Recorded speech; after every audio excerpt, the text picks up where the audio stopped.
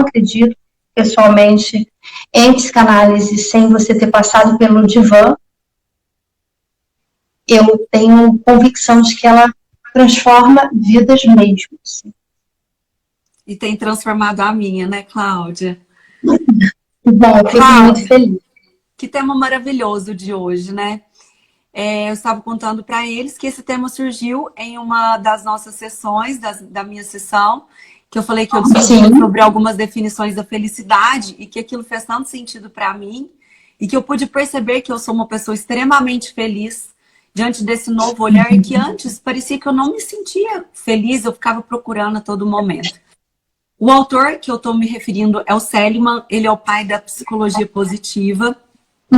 E ele traz, assim, que um dos maiores males da humanidade foi ter definido felicidade como algo palpável, como algo simplista. E que o nosso cérebro moderno ouve felicidade e já imagina sorrisos, aquela alegria, alta produtividade, né? Aquela questão que ele dá até o exemplo do smile, aquele da carinha feliz.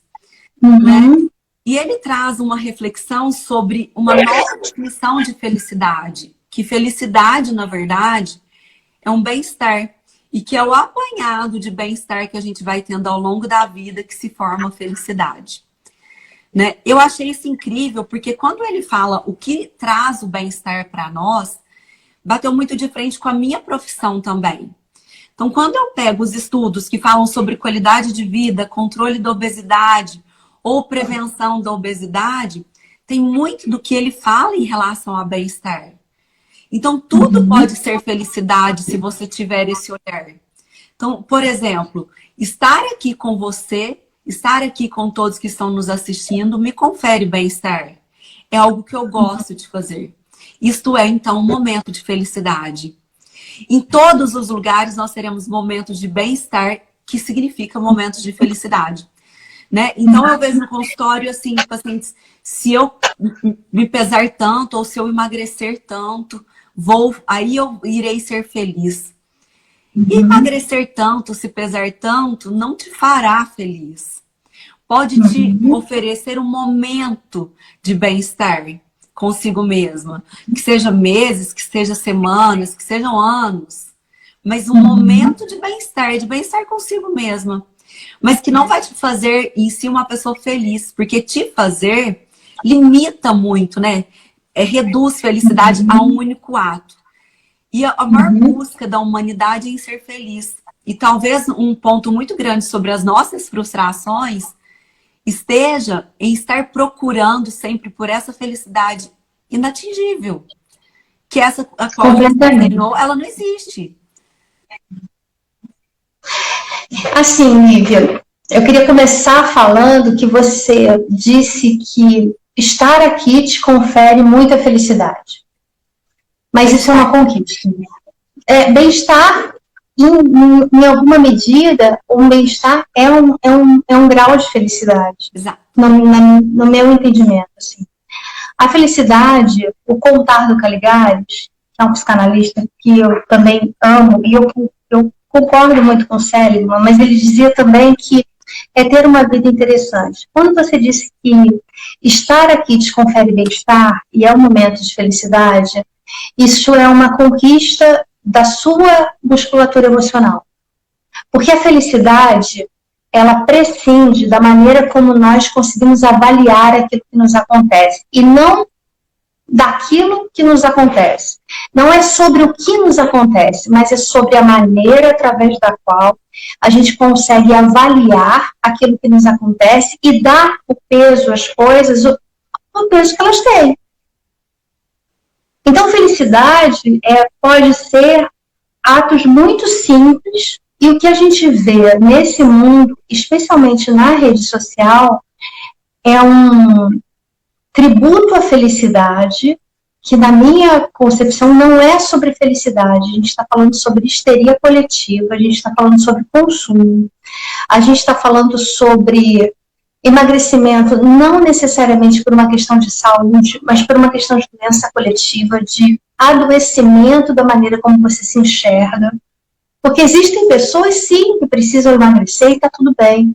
Existem pessoas, sim, que precisam até de tratamentos muito mais invasivos e também está tudo bem. Mas existem pessoas que estão sempre, permanentemente, descontentes com os corpos que têm. E aí a gente fica vendo isso, Lívia, eu acho que você tem muito mais autoridade para falar sobre isso que eu, no que diz respeito ao peso. Pessoas que você olha, que você avalia, você fala, poxa, essa pessoa nem é tão pesada assim. Ela nem tem tanta necessidade quanto ela se vê. Ninguém está desautorizando o sentimento próprio de se sentir bem, porque a gente precisa se sentir bem. Mas quando você pergunta se eu, em alguma medida, confirmo o que Seligman diz, sim, eu confirmo, porque eu acho que são vários acontecimentos que reunidos nos trazem mais felicidade ou infelicidade, ou ausência de felicidade. Mas o que eu noto é que a gente tem confundido felicidade com histeria, com tem que estar tudo bem. Eu tenho que estar ótima, todos os dias eu tenho que estar bonita, todos os dias eu tenho que estar disposta, todos os dias tem que acontecer alguma coisa sobre a qual eu vá ficar extremamente... Gente, isso não tem nada a ver com felicidade. Isso é uma coisa que isso não é felicidade. Sim. Porque felicidade, na visão psicanalítica, é justamente você conseguir se haver com aquele momento em que você nem está tão bem, mas consegue ter competência emocional para lidar com aquilo da maneira mais construtiva possível. Então, um grande exemplo tem acontecido no seu próprio quadro de saúde que passa por uma delicadeza e que você fez disso até uma história pública para incentivar outras pessoas. O que é felicidade? Felicidade era não ter uma questão de saúde? Não. Felicidade era ter uma cura? Sim. Mas felicidade para você tem sido tecer uma grande rede de afeto, uma teia de informação, solidariedade, trazendo à luz um tema que provavelmente você não se debruçaria se você não tivesse sido atravessada por uma questão de saúde. Então veja como felicidade depende também da maneira como a gente vê. Existem muitas razões para a gente ser infeliz, muitas. A gente pode botar a culpa em quem a gente quiser. Porque faz parte da natureza humana a gente delegar culpados para as nossas vidas e está tudo bem no início de análise. Isso é recorrente e é normal. Só que não é o que nos sustenta a longo prazo. Exato. O Seligman dá um exemplo, como você disse aqui, a questão de poder analisar o momento, e felicidade é você mesmo quando não está quando você está para baixo, ainda assim poder analisar aquele momento e tudo bem, né? Ele dá o exemplo sobre as pessoas introvertidas, que quando é definido que as pessoas extrovertidas são as pessoas felizes, a gente invalida que realização pessoal, que realização profissional, que isso tem a ver com a felicidade. E o introvertido, ele pode ser tão feliz quanto o extrovertido. Né? E no livro ele dá um exemplo que ele diz assim, senão toda pessoa que construísse um circo seria feliz e o que constrói uma biblioteca poderia ser intitulado de infeliz. Exatamente. E aí eu queria abrir um parênteses que eu acho super importante para a gente fazer uma grande divisão entre introversão e eu já indiquei para você, mas indicar para o teu público também, um livro que fala muito bem disso, chamado O Poder dos Quietos. O Poder dos Quietos, ele fala muito bem sobre isso. As pessoas confundem essa alegria, essa coisa esfuziante, com extroversão. Isso não é extroversão necessariamente. Existe a pessoa introvertida, que é muito feliz, e existe a pessoa histriônica, que não é extrovertida. A histriônica é aquela pessoa que ela precisa aparecer a qualquer preço, qualquer coisa. Ela tem uma necessidade, para o bem ou para o mal, de estar sempre dentro dos holofotes, recomendando os olhares para ela, independentemente da razão. Isso não me parece bem uma extroversão. Tem muito mais de um narcisismo quase perverso, porque você vê até muitas pessoas públicas que fazem muito auê em torno de situações que são humanamente muito pesarosas, muito entristecedoras, mas que, de alguma maneira, tentam se completar da própria desgraça, né? Coisas pontuais. Então, existem muitos quietos, existem muitas pessoas introvertidas e extremamente capacitadas. Pessoas que não precisam sair por aí dando carteirada da sua qualificação intelectual, financeira, inclusive tá cafona. Assim, abrindo um comentário muito pessoal, eu tô achando muito cafona essa coisa do exibicionismo o tempo inteiro.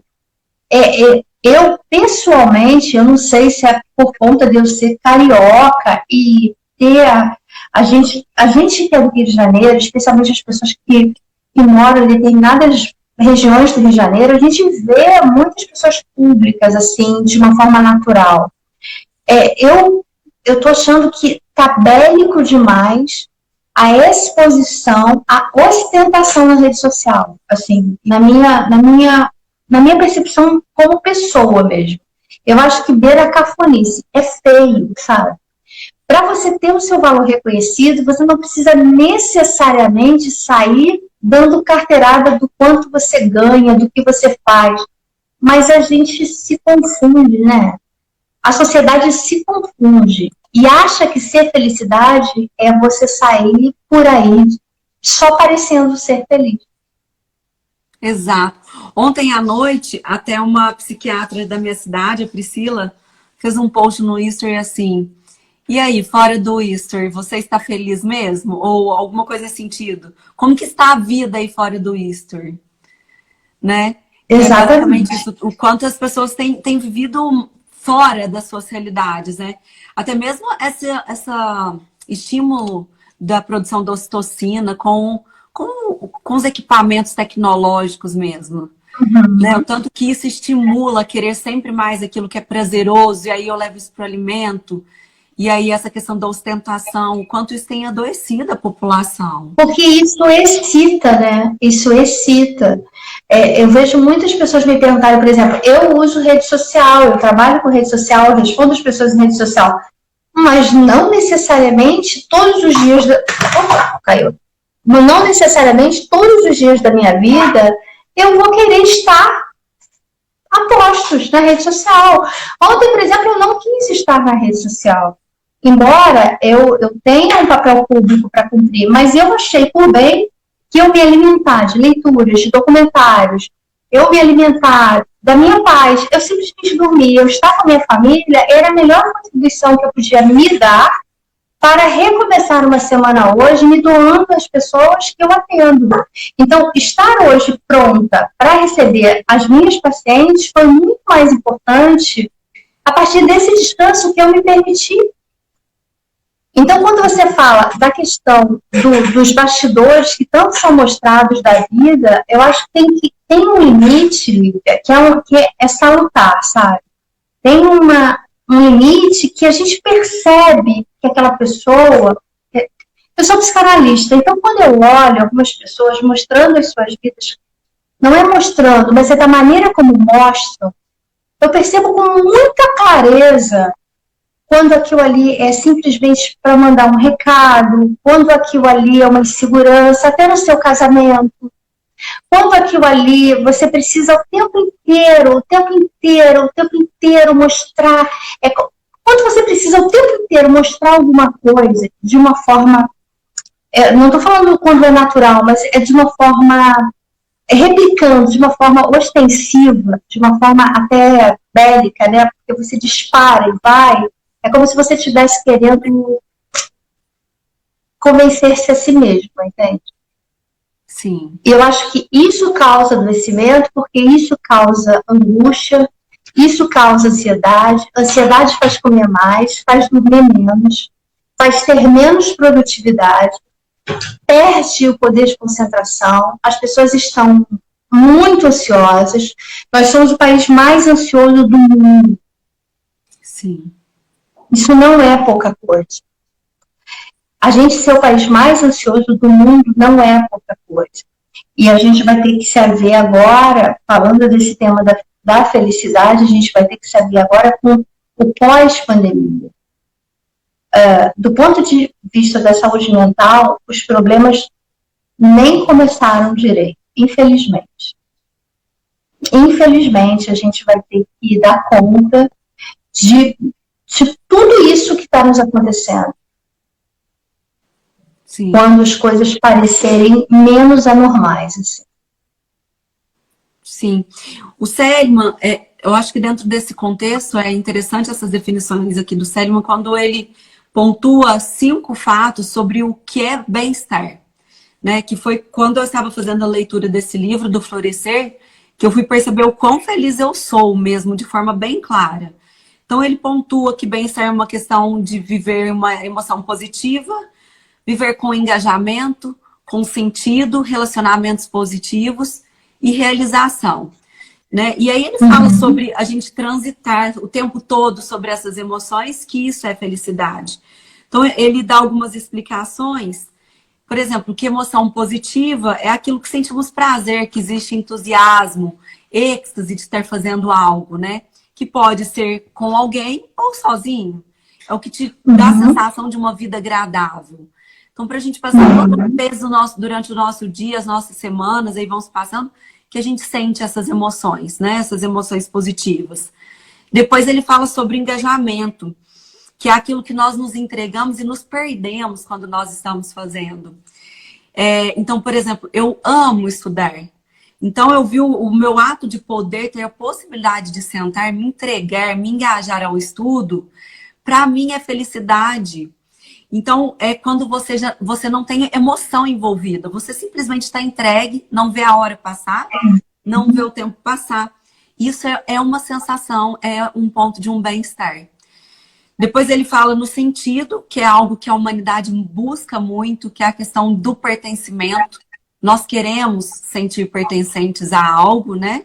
E que a humanidade desempenha muito bem esse papel quando fala-se das religiões, do time de futebol, das políticas. Então, as pessoas buscam por pertencer a algum lugar, né? Nesse sentido. Depois, os relacionamentos positivos, e ele tem uma frase que eu me apaixonei nessa frase, que ele fala, bem poucas coisas positivas são solitárias. Que ele fala para que o leitor ele busque na memória que aqueles momentos de gargalhada, aqueles momentos que foram marcantes nas suas histórias de vida, em relação a se sentirem felizes, geralmente foram acompanhados, ou a história envolvia outras pessoas. Que os bons relacionamentos é muito importante para a questão do bem-estar. E a realização, fazer aquilo que você gostaria de fazer e faz e se sente realizado.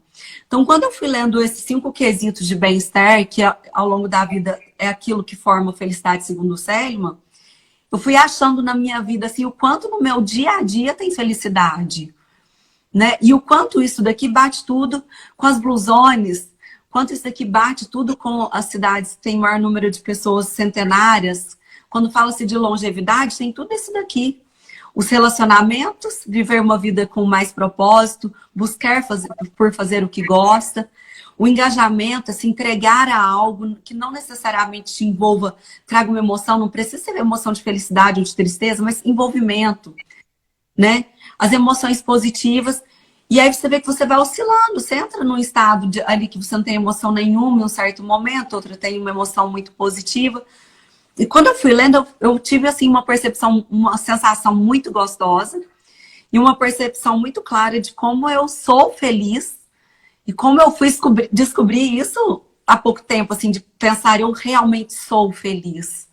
E que delícia poder viver esses episódios de bem-estar ao longo dos dias, das minhas semanas, e que me traz esse conforto de sim, eu vivo isso é felicidade.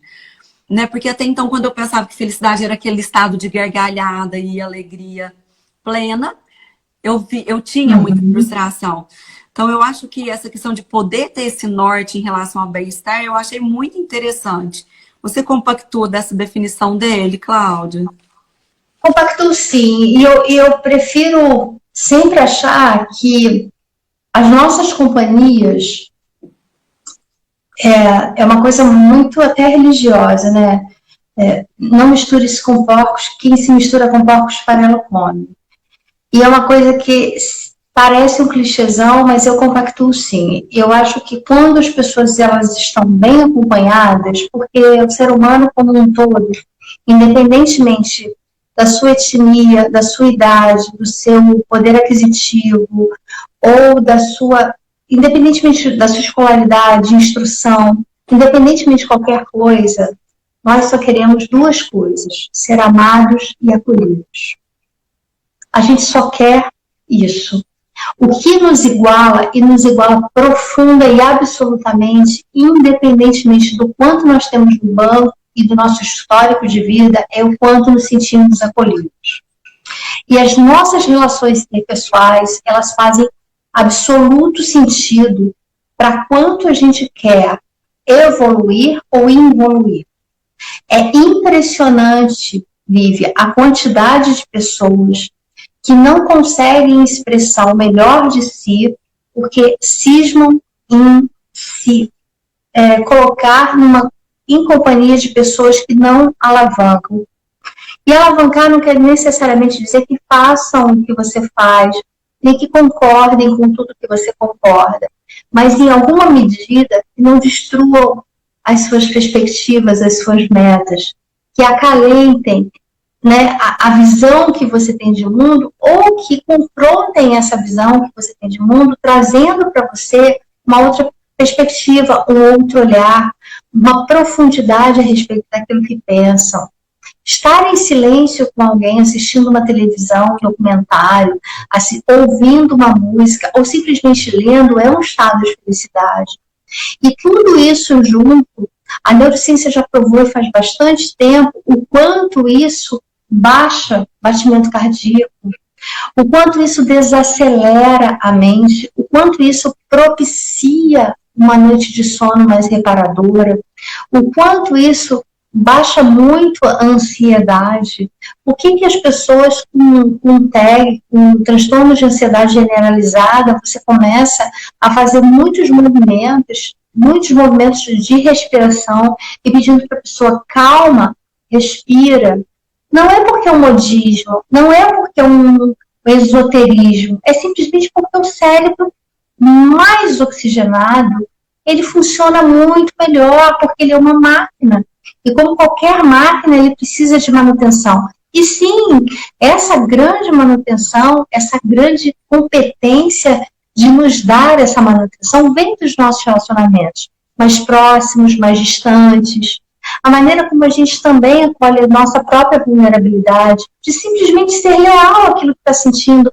Olha, hoje eu nem estou tão bem, hoje eu não estou me sentindo bem. Há dias que nós, especialmente nós mulheres, estamos muito mais irritadiças, muito mais descompensadas. Nós somos hormônio puro, pulsando, ou para mais ou para menos, tentando equacionar. Então, o quão importante é o trabalho de uma boa nutricionista, de uma boa profissional de saúde. Mulheres como eu que estão se aproximando da menopausa, numa idade em que é super importante você entender como é que seu corpo funciona, como é que é você fazer essa ligação entre corpo e mente, você entender quais, hoje, eu sei com absoluta competência, Lívia, os alimentos que não me fazem bem. Por quê? Porque eu me formei em nutrição? Não, porque eu me observo. Então, existem alimentos que eu simplesmente não como, eu não sei quais as razões técnicas, vamos dizer, mas eu sei que aquele alimento vai fazer com que a minha digestão seja uma digestão sacrificada, difícil. Eu não vou ter energia se eu comer aquele alimento ali para eu, sei lá, ter mais 4, 5 horas de trabalho. Isso é autoobservação. Da mesma maneira, os nossos encontros com pessoas que... É inegável que há pessoas que nos vampirizam, pessoas que se aproximam e nos deixam extremamente cansadas, desoladas, inquietas. que parece que levam a nossa paz. Então, quando ele fala dos relacionamentos, eu, particularmente, eu vejo os relacionamentos de uma forma bem ampla, sabe? Desde as pessoas com as quais a gente se relaciona, até as pessoas com as quais a gente se relaciona virtualmente, que a gente se relaciona no nosso trabalho.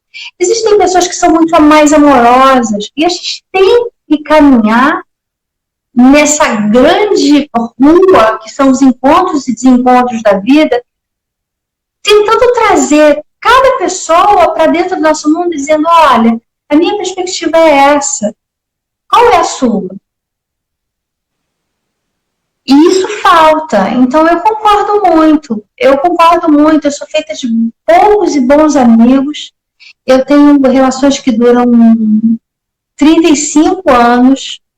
Relacionamentos de amizade que eu conto numa mão só.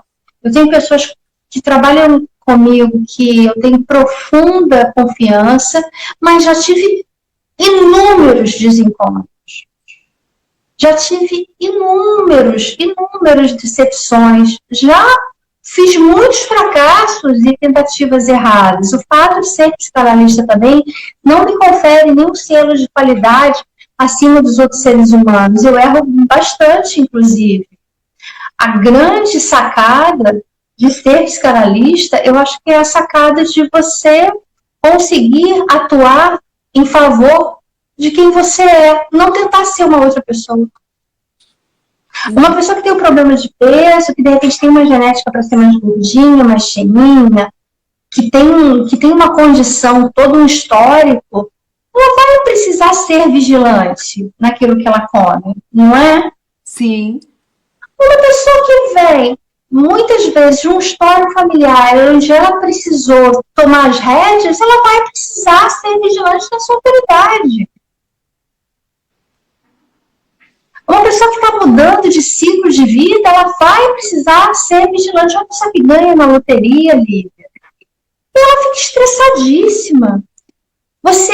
Eu não sei se você sabe, mas acredito que você não saiba. Nós não sabemos, assim, num salário desses, alguém que ganhou na loteria e prosperou horrores. Porque geralmente quando o dinheiro vem muito fácil, de uma forma fácil, a pessoa não sabe por onde ele entra, ele sai de uma maneira que a pessoa nem entende o que está acontecendo. Então, não é só sobre o dinheiro, não ter ou ter, mas é administrá-lo para que ele seja o seu instrumento e não você o dele.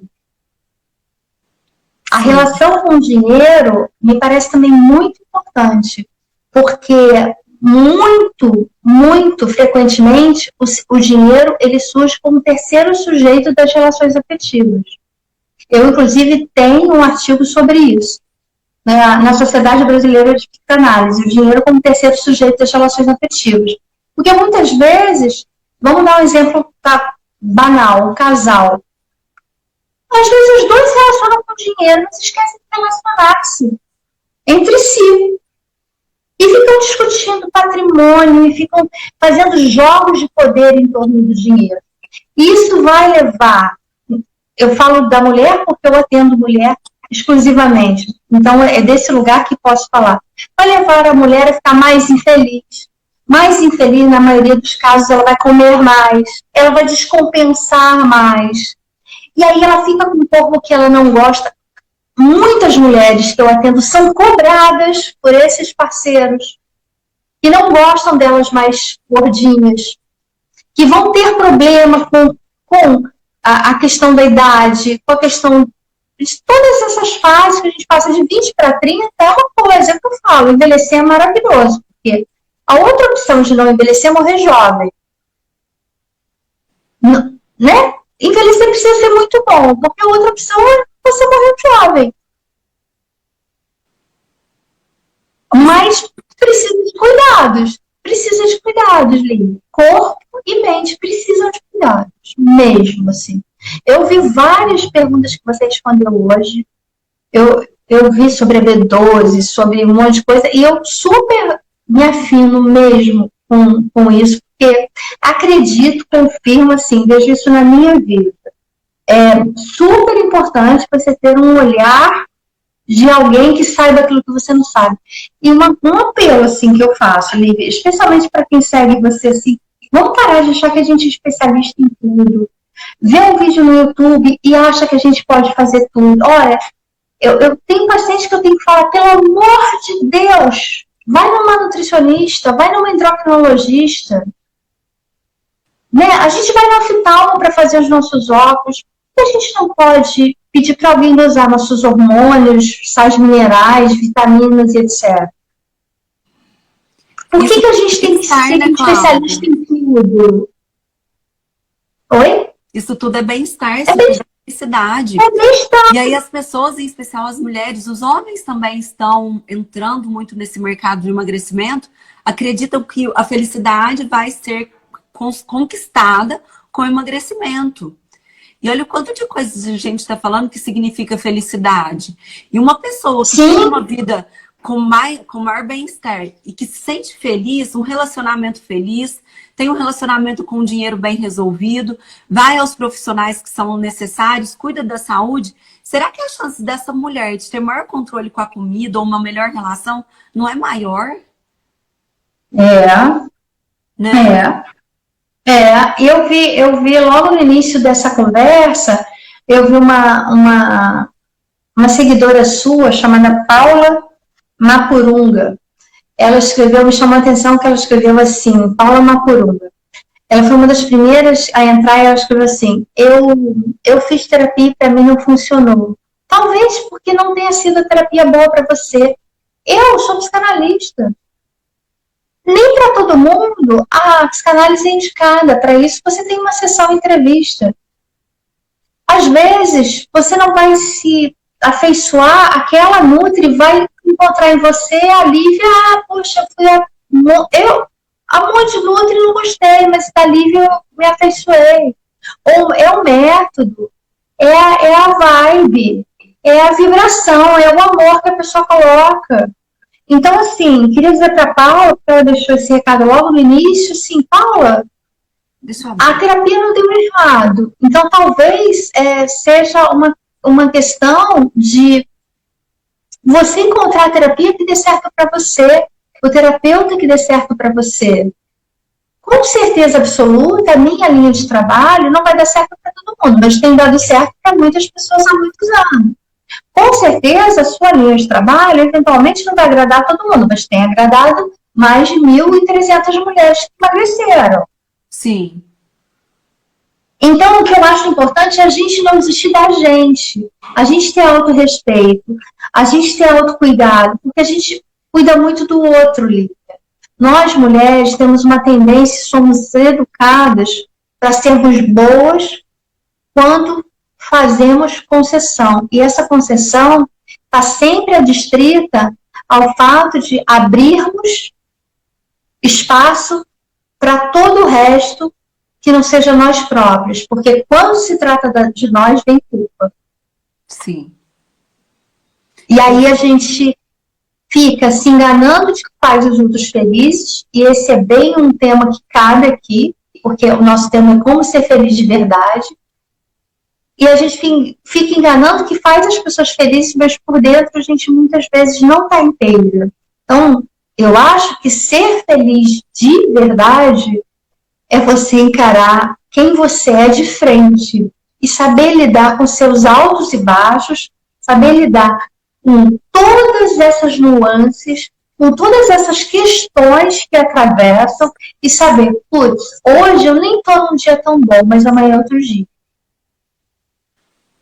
Sim. Quando você tem a certeza de que a felicidade é também uma questão da responsabilidade. Eu uso muito a frase aqui no Instagram do fazer o que tem que ser feito.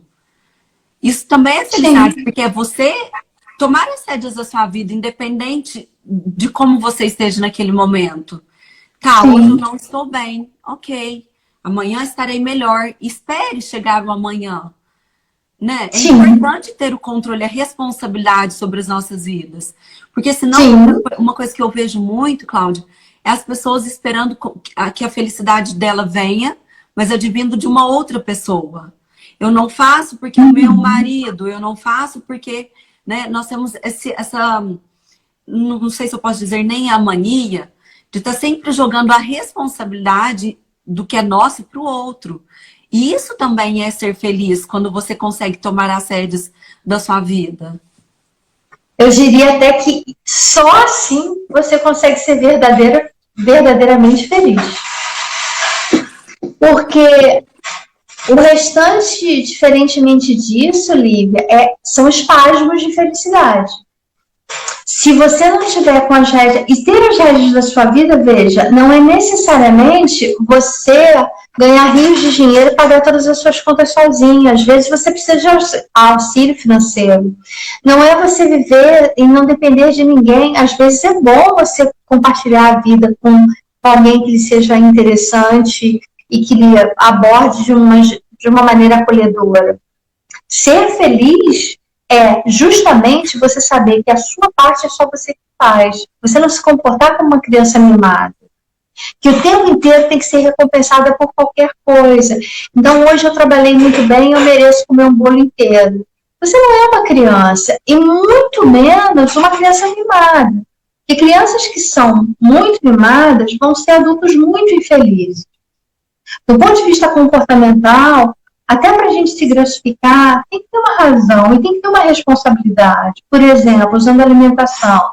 Se eu como muito errado, Cláudio, se eu como muito errado, o que é comer errado para mim? Comer algo que eu sei que não é saudável. Vai saciar uma vontade. Eu assumo a responsabilidade de comer aquela pizza que eu não deveria, mas no dia seguinte eu não vou manter esse padrão de comportamento. Porque eu sei que eu assumir a responsabilidade de ter comido uma pizza no domingo, eu me comprometi comigo de ter uma alimentação saudável nos outros dias. Então, eu não preciso ficar me compensando todos os dias porque eu trabalho, porque eu atendi tantas pacientes, porque então agora eu quero comer uma pizza de novo. Não. Porque eu não sou criança, portanto, eu devo saber que comer naquele padrão não me faz bem. Eu vou ficar muito mais letárgica, a minha digestão vai ficar ruim. Eu tenho uma série de informações, sem precisar ser nutricionista, como uma mulher adulta, que já me dão um norte, já me norteiam, para que eu tenha autorresponsabilidade e autocuidado. E autocuidado é sobre o que eu como, autocuidado é sobre o que eu penso, autocuidado é sobre as relações que eu quero nutrir no meu WhatsApp, autocuidado é sobre as pacientes que eu desejo ter no meu quadro fixo de atendimento constante, porque sei que são pessoas que edificam o meu atendimento. Autocuidado é tudo aquilo que a gente faz para ter felicidade. E eu sou feliz no momento em que eu consigo equacionar a minha vontade e deixar a minha criancinha ali. Não, agora não, Cláudia. Agora é o momento adulto. Você já comeu pipoca, você já comeu a pizza, agora está na hora da rúcula. E tá tudo bem. E é rúcula. Sim.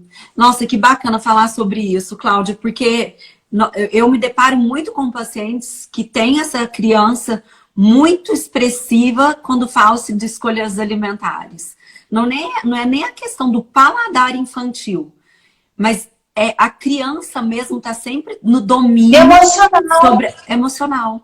Exatamente. Totalmente emocional, um padrão emocional onde a pessoa aprendeu em algum momento da vida dela, do histórico dela, familiar, onde algum dos cuidadores, independentemente de quem tenha sido, a recompensava através da comida. Acontece muito isso, a gente vê isso acontecer o tempo inteiro. Por exemplo, meu filho, quer ficar quietinho? Pega um pacotinho de biscoito.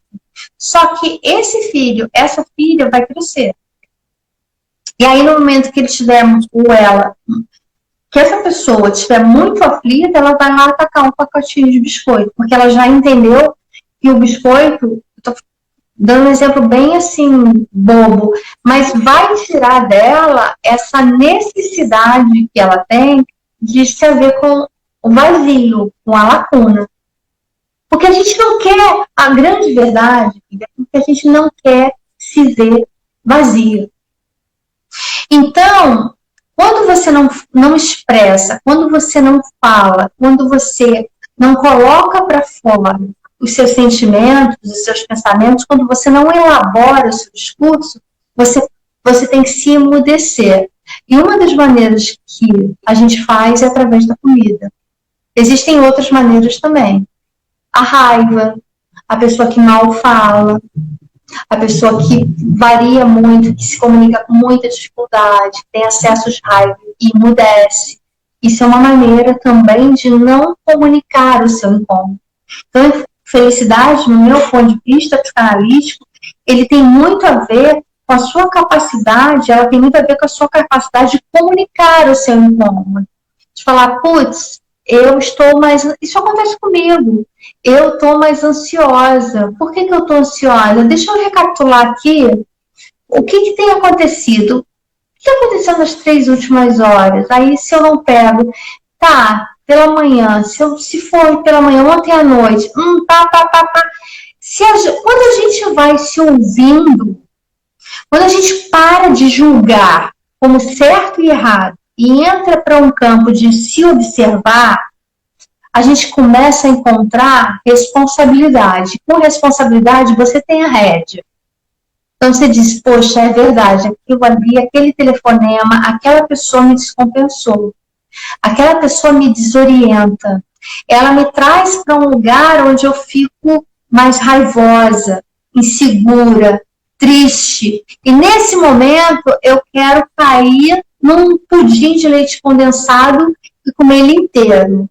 Então, nota que tem sempre uma emoção na base. Sim. Existem os comportamentos compulsivos, evidentemente, mas a compulsividade, na base, é uma emoção. Sim, sempre vem de uma emoção.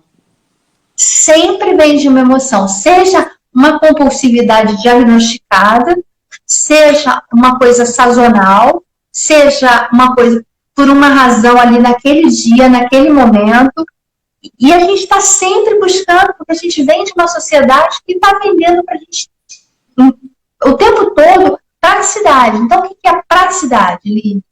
É abrir um pacote. E o alívio é um alívio momentâneo e rápido. Rápido. Então, assim, a praticidade é desembalar.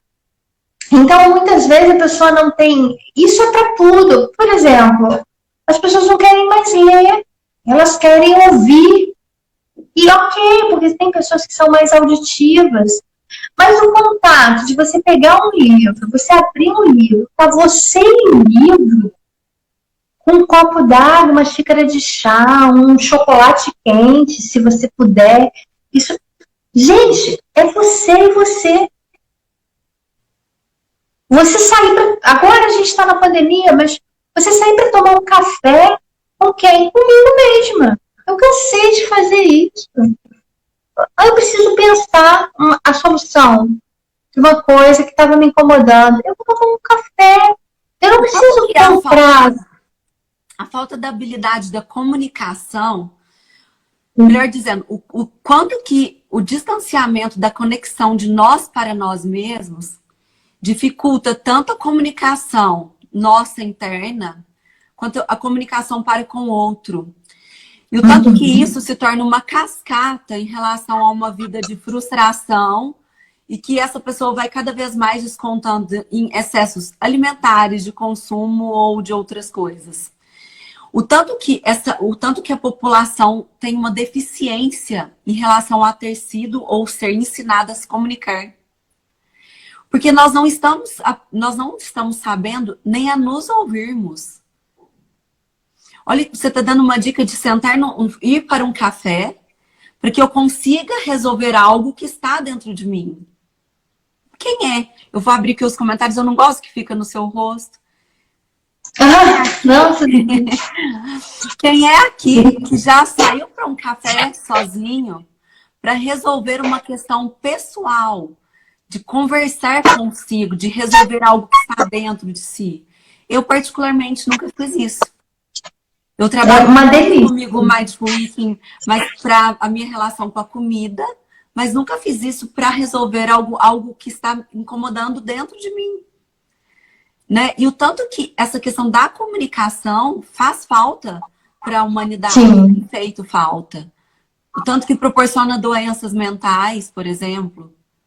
Sim, corpo são, mente são. Você sabe, Lívia, que agora, nessa fase de vida, falando felicidade, felicidade para mim tem sido paz, assim. Se você, para mim, felicidade é ter paz, mas ter paz não significa não ter problemas, não ter desafios e não ter questões.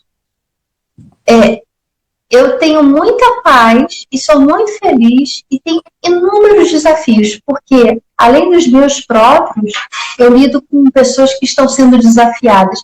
Ninguém telefona para um analista, ninguém manda um e-mail para um analista, porque a vida está mil maravilhas e a pessoa fala, eu não tenho o que fazer. Em vez de fazer um tratamento estético, eu vou lá nessa analista. Geralmente a pessoa, quando chega para mim, ela chega atravessada por alguma questão. Seja uma questão, normalmente é uma questão emocional, mas pode ser uma questão de saúde, pode ser, enfim, profissional, mas normalmente, 86% dos casos, sem medo de errar, é uma questão emocional. Você quer ver um ponto básico, assim, a gente falando em comunicação, 86%, pesquisa recente, 86% dos casamentos que se separam por conta da traição, não é por conta da traição. 86% são casais que não conseguiram se comunicar ao longo do seu convívio e a traição foi simplesmente uma justificativa plausível para aquele rompimento. E eu não estou entrando no mérito da traição, porque cada um tem um seu combinado. Mas o que eu estou querendo dizer é 86% desses casamentos teriam dado mais certo se você comunicasse ao outro, para que isso está me ferindo, não fale comigo assim porque isso me machuca. Eu hoje não estou num bom dia. Eu sou casada há 26 anos, eu tenho a mesma relação com o mesmo homem há 26 anos, juntando tudo, e eu vou falar uma coisa para você. Até hoje eu me sinto feliz e me sinto livre para comunicar. Eu comunico com meu marido, hoje eu não estou num bom dia. Hoje essa brincadeira vai me causar raiva. Hoje eu não quero falar assim. Não fale comigo assim. Ou, contrário, desculpe, eu estava irritada, eu estou cansada. Então, você comunicar o motivo do seu incômodo, também você dá ao outro o direito de saber por que você não está num bom dia. Não é sair por aí metendo pau e falando de qualquer maneira, entende? Então, sim, eu acho que isso é muito importante porque isso evita muitos desencontros. Comunicar o que gostaria, né, Cláudia? É tão importante comunicar. O outro não é obrigado a adivinhar. Não é obrigado a adivinhar. E às vezes, muito, muito preocupada que a gente está com alguma questão que é nossa, que é íntima e que você não se sente pronta ainda para dividir, você pode simplesmente falar, olha, eu estou aqui elaborando, eu estou aqui pensando sobre algo que está aqui me chateando, mas eu não estou pronta para dividir ainda, mas eu vou conversar com você. Isso já é comunicar. Comunicar um paciente, por exemplo, olha, eu não vou atender hoje porque eu estou com uma preocupação gigante e isso vai inviabilizar que eu lhe ofereça o meu melhor. E você não precisa matar a mãe, o cachorro, o papagaio. Você pode simplesmente dizer, eu não estou bem.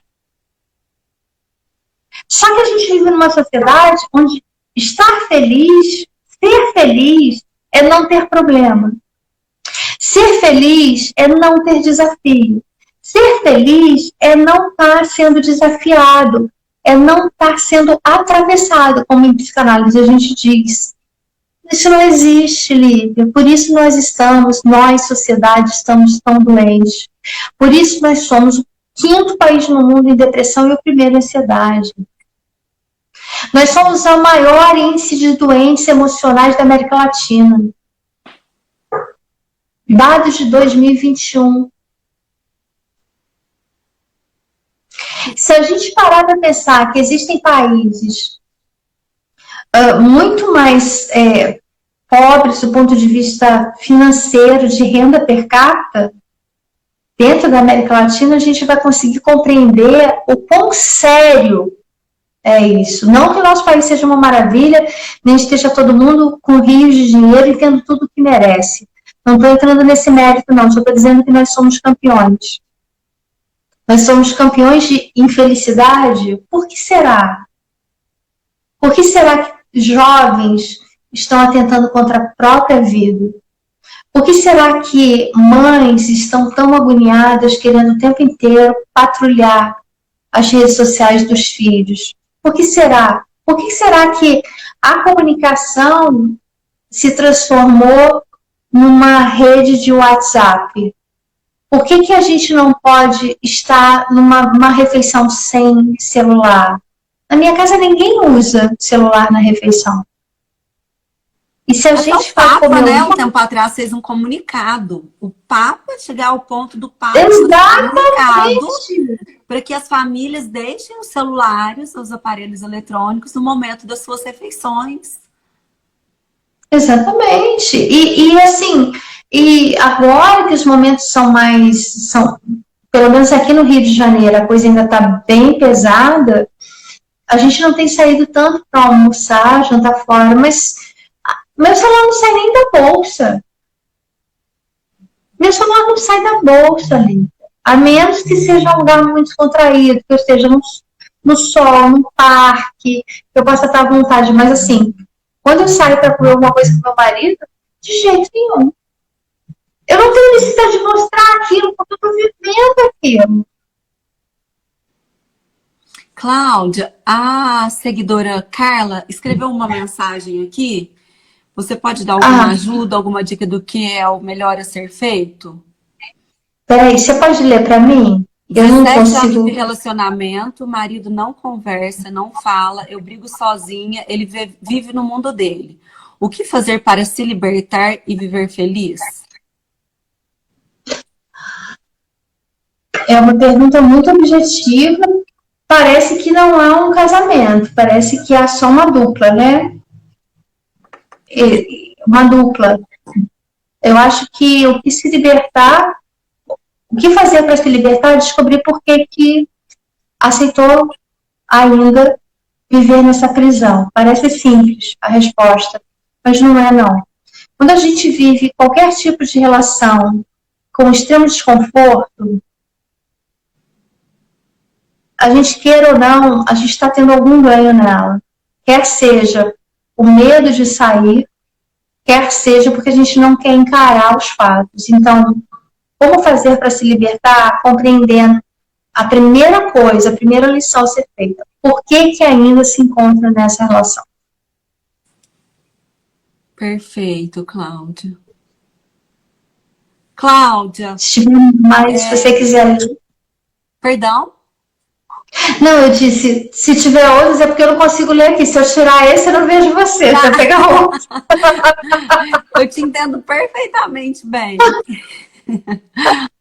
Deixa eu ver se tem alguma aqui. Tem a Paula, que você chamou. A Marilene disse, boa noite, a terapia me transformou, terapia é vida. Ah, também acho. A Meire disse que talvez quando a terapia para alguém não dá certo, pode ser que a pessoa não tenha se permitido fazer com que desse certo. Acontece muito, tem toda a razão. Eu costumo dizer, eu vou generalizar, mas nem todos são, mas nós mineiros somos muito ariscos, eu costumo brincar, né? Então o mineiro, em especial, para se entregar a algo a alguém, ele sempre é muito com o pé atrás. Né? Então, como eu disse, eu generalizei, mas é porque eu sou mineira e eu percebo isso até mesmo no seio familiar. Eu percebo nos meus atendimentos também. As minhas pacientes de Minas são mais desconfiadas, elas são mais pé atrás, elas são mais ariscas. São. Então, muitas das vezes, a dificuldade em se entregar, mas é importante também ressaltar que o profissional, antes de tudo, ele é um ser humano. Sim. Pode ser que você não se dê bem com aquele ser humano e aquele ser humano não bateu aquela química, como a Cláudia disse no início. É um ser E humano. tudo bem, e não precisa desistir da terapia. Mas Exato. também precisa ter esse senso que você bem chamou aí, que é o senso de autorreconhecimento. Assim, eu também não fiz a minha parte, eu não me entreguei, eu não estava lá. Porque muitas vezes em análise, falando de mim, né, porque eu só posso falar por mim, você vê que a pessoa parece que ela está com medo de entregar tudo, ela está indo ali com medo de entregar tudo. Então, daqui um pouco ela pode achar que a análise não fez efeito. Não, ela não abraçou a oportunidade. Exato, é muito importante essa questão de entregar tudo, né? Já foi uma dificuldade muito grande minha nos meus processos terapêuticos e que eu tenho melhorado ao longo dos anos e acredito que seja uma dificuldade para muitas pessoas. Eu incentivo muito meus pacientes, que é o que você disse. Você tem que falar para as suas pacientes procurarem uma nutricionista. Eu falo para as minhas pacientes, quando eu observo a necessidade, para procurarem um terapeuta, um psicólogo. E algumas trazem esse retorno, eu já tentei, não dá certo. Né? Eu sempre dou o meu exemplo. Eu também já teve várias que falaram, você tem coisas para falar? Eu não tenho nada para falar para o terapeuta ou para o psicólogo. Essas pessoas são as que mais têm. Exato. A minha experiência de consultório diz assim, quando a pessoa diz assim, acontece, eu vim hoje, Cláudia, mas eu não tenho nada para falar. Abre a câmera, a pessoa fala, eu vim porque eu não tenho nada para falar. Aí eu falo, você não tem nada para falar? Daqui a 15 minutos, ela está falando ininterruptamente, aí no minuto 32 chora, aí daqui a pouco, aí fala, nossa, ainda bem que eu vim. Sim. Então, acontece muito. Mas eu também, Lívia, entendo, porque como eu disse aqui, nesses 28 anos de convívio com a psicanálise, eu nunca me esqueço do lugar de paciente. E esse lugar, eu tenho muito carinho por esse lugar, porque foi através do lugar de paciente, primeiro como paciente, depois me deu condição, me deu estofo, me deu experiência e me deu empatia para sentar na poltrona.